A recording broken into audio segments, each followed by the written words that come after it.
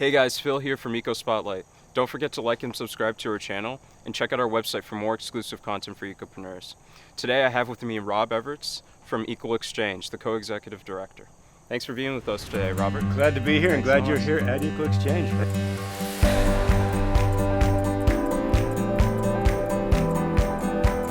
So tell us about Equal Exchange and what you guys are doing. Yeah, Equal Exchange, our purpose on this planet is really to connect small-scale farmers around the world with consumers in the United States. The people, who we partner with around the world are family-scale farmers in all sorts of commodities who generally don't have access to the U.S. market. So all of these industries are controlled by bigger players, and our goal is to enable farmers to stay in the land. Essentially, to cut to the chase, it's to enable small-scale farmers to stay in the land. To do that, we try to find markets for them in the United States that work for them. So we're trying to build truly enduring, fair, sustainable supply chains that work for everyone involved. One of the keys is that we just work with organized groups of farmers, people who've taken the first step to organize, generally in the form of a farmer cooperative, because we think that the only way they can, in their regions, in their rural areas of these countries around the world, build power, basically take power away from those who control it, the elites in these countries, is through being organized. And so that's why our cooperative partners with their cooperative in a mutually beneficial way that helps them establish market share and helps us educate consumers at the same time. How do you distinguish between working directly with farmers and working through brokers or third parties? No, we put a high premium on relationships. I mean, we all like working with people we like, and including selling to people we like selling to, you know. So we sell to some corporations, and we sell to food co-ops and churches, and there's people that, whatever. But so the on the farmer side, we have people who travel, who maintain these, who are the primary contact, maintaining these relationships. They are involved in both a straight commercial relationship, but that's not where the relationship begins, and it's not where it ends.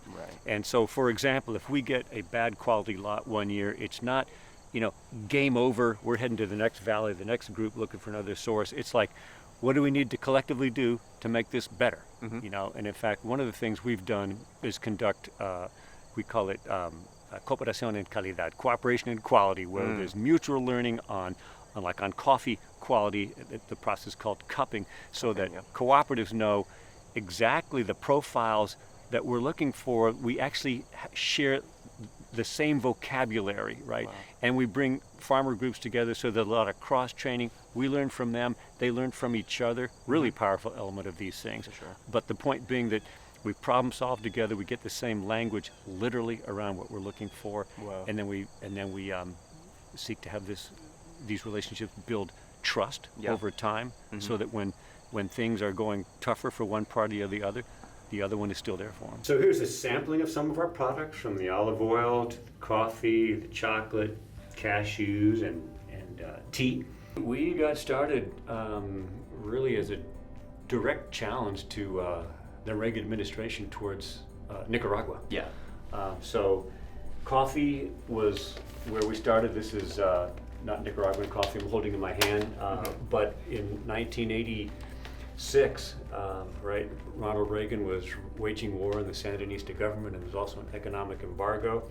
And so our baptismal, our birth happened by virtue of challenging the embargo and finding a loophole and bringing in coffee through the Netherlands, because there was a loophole in that embargo which said that if the identity of a product was substantially changed in a third country, you could bring as a product of that country. So it was roasted in Holland, this Nicaraguan coffee, this forbidden coffee that Reagan tried to keep out in his battle against the Sandinistas. And we brought it in, and so when a few pallets of coffee arrived, made it through customs on May Day, 1986, poetically we trace that to our founding. Coffee is still 65-70% of what we buy. It's the anchor. We buy from probably 30 different farmer cooperatives. This one here is from a couple of cooperatives in Mexico, in Chiapas and Oaxaca, Mexico. And then probably the next largest product line that you see here, and we should circle back to fresh fruit, bananas, and avocado in a second. Nice. But it's chocolate. So this chocolate and cocoa represent about 20% of sales, something like that in terms of volume. Wow. And this comes from producers, the cacao producers in the Dominican Republic and in Peru, as of this year in Togo. Yep. The sugar comes from a really good cooperative called Mandubira in Paraguay. In Paraguay. So it's all organic and from cooperative farms and stuff like that. Yep. We roast the coffee here. Okay. The actual chocolate, we haven't made the leap yet, so we send that to a family chocolatier in Switzerland. Nice. They turn it into some pretty magical stuff. So. Yeah, that's really cool. That's awesome.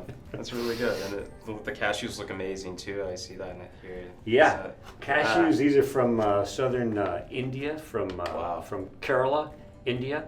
Okay. Really good organization doing just cutting edge stuff, representing small scale farmers there that grow many different things, spices, pepper, and this and that. Yep. This is what we buy from them, and it's really good. The other close to original product lines actually is tea. Okay. And so we get tea, some also from southern India, some from more in the north in Darjeeling, Assam. And we get some tea from Sri Lanka. Okay. I was going to ask about that. I know that you guys had some challenges in Sri Lanka trying to sell the tea. How did you guys overcome early on, it just we partnered with a really great people's movement over there, but it got kind of caught up in the violence and the instability, I'll call it, over there in that era, which continued for decades, unfortunately. But so we had to discontinue the original project and then circle back years later. So we have that. Now we also get the naturally non-caffeinated tea from South Africa. It's called a rooibos. Red leaf rooibos tea. And it's really, it's got all sorts of health things going on for it. And speaking of health foods, just gravitate over to this organic olive oil we get from Palestine, from the West Bank. From that's really nice. This is something of a group called Palestinian Agriculture Relief Committee, and they are really committed to finding economic alternatives for people under extreme duress, right under occupation in the West Bank, and so there's constraints on water, on movement because of the wall and things like that. So they're just a really constructive group that's trying to make agricultural viable and work. And they have a deep commitment to young people over there to try to steer them into things like in agronomy and in organic cultivation and things like that to try to give people hope for a future there.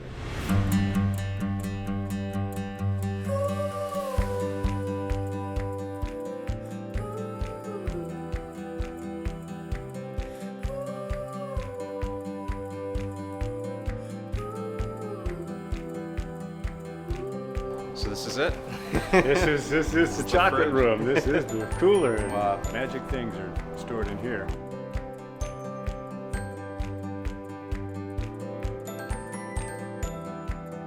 I want to ask you about your relationship with the farmers. The relationship with farmers is really what it's all about. That's where it starts.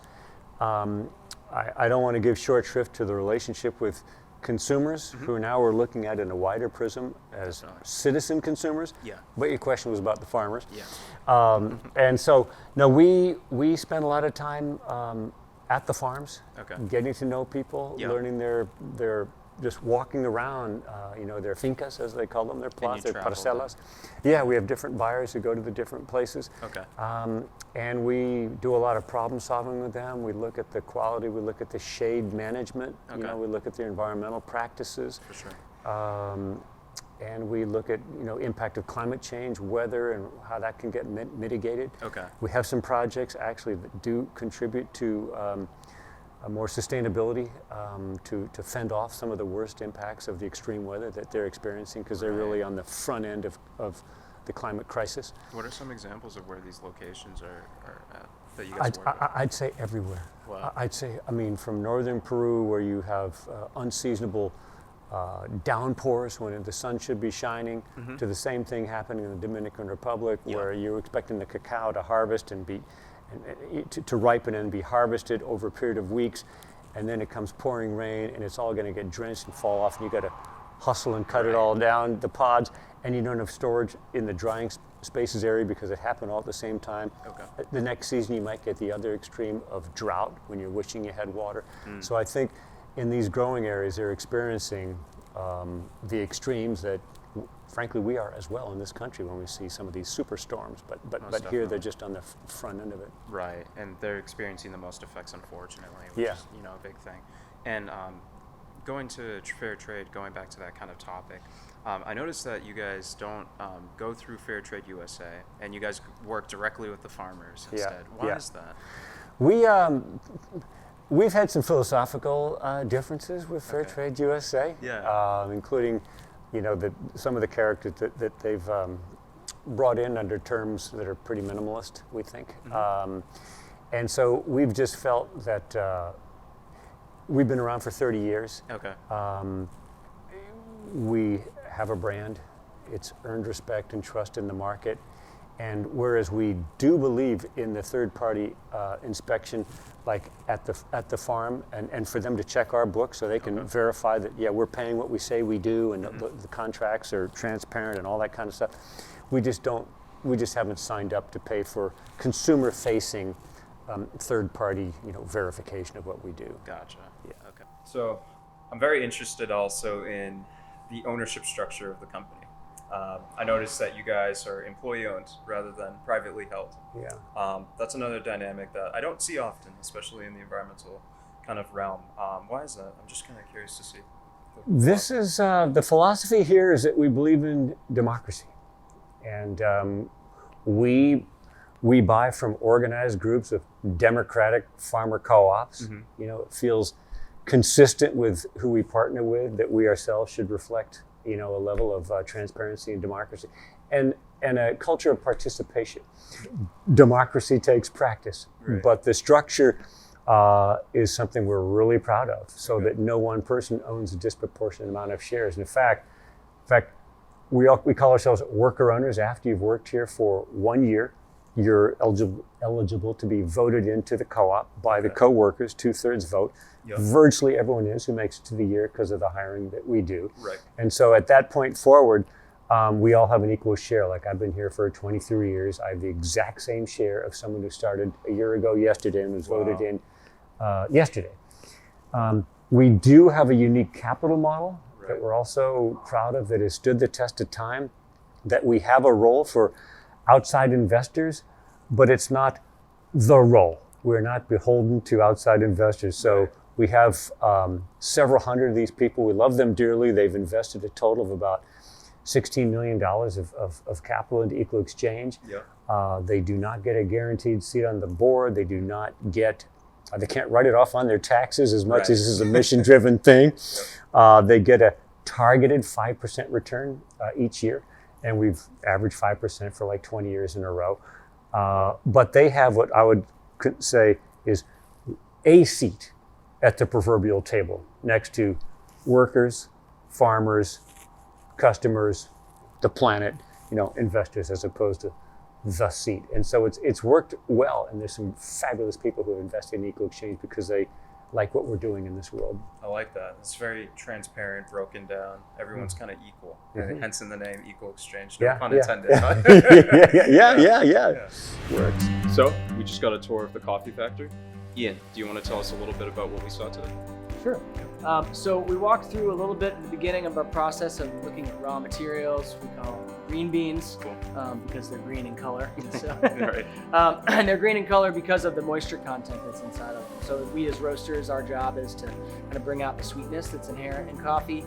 So we dry out, we basically release that moisture that's in the bean, and then we start caramelizing sugars and carbohydrates and things like that to make the coffee bring out the sweetness in it. For sure. So we kind of walk through the blending, staging of introducing coffee into our storage system. And then we looked at how it gets transferred, sent over to the roasters. Right. And then briefly kind of talked a little bit about the apprenticeship of roasters, how it's very important in training behind the science, but also it's an art and a craft, and Definitely. it's definitely a learned skill. Mm-hmm. Not many people have that Right. when they come here or out in the world. Right. And then we looked at how coffee gets transferred over, gets cooled, put into a moving hopper, blended, ground, sent over to a different packaging line. We have 6 different packaging lines, so things can get easily confusing. Right. So making sure that they're marked and segregated appropriately, and making sure that people are communicating openly and correctly about how that happens. Definitely. And kind of we looked at a couple different packaging machines, and we looked at actually the final product, which was a ground Love Buzz, organic Love Buzz, in a 10-ounce bag, and all the things that go into that. Cool. So thanks so much, Ian. Yeah. All right. My awesome. pleasure. Let's go catch Rob out. Cool.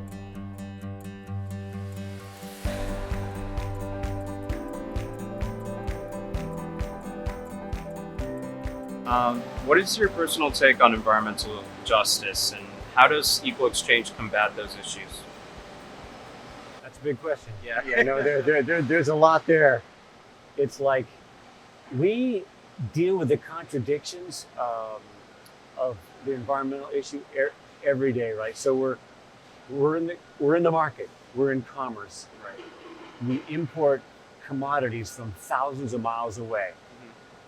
Do us as Americans need coffee? Do we need tea? Well, do Americans need to drink coffee that's not grown here? Do we need sugar? Do we need bananas? We're engaging. We try to acknowledge the flaws in that logic, in that system, while believing that the broader aim of sustainability extends to, yes, the planet and the ecosystems, but to the human beings as well. And so what we're trying to do is find the balance between enabling really marginalized people without a whole lot of options to be in the market, to farm responsibly, to support that responsible farming, give people extra premiums for organic and other sustainable conservation. And we know, in fact, that what they're doing is offsetting more than their share in most cases, right? These are carbon sinks where there's a lot of agroforestry. It's not all pure agroforestry, but a lot is in the shade grown. And so you could say that the people who have committed the smallest crimes against the planet are the ones who are doing the most to support carbon sinks that absorb carbon back out of the atmosphere. So we think about it. We obviously don't give ourselves a pass. Just having said all that, we look at ways that we can, reduce our footprint and do more of reducing, and recycling and things like that. So we're pretty conscientious about what we do, and we acknowledge the contradictions in the model. Love it. And my last question for you today is, in regards to climate change, it's undeniable, it's happening. We're unfortunately experiencing the effects right now. What is your message to our viewers about climate change and your take on it and how we should combat it? Yeah. It feels like it's at 2 levels that I encourage people, yes, to absolutely look at your own life and where can you minimize your own footprint, your own impact, negative impact in multiple ways. But don't believe that actually is enough to do it. To, where possible, find opportunities to lobby members of Congress, members of your state legislature to take the steps at the policy level that they need to do to stop this runaway train. For sure. That's awesome. Thank you so much. Yeah. I appreciate it. Yeah. That's awesome. This is great.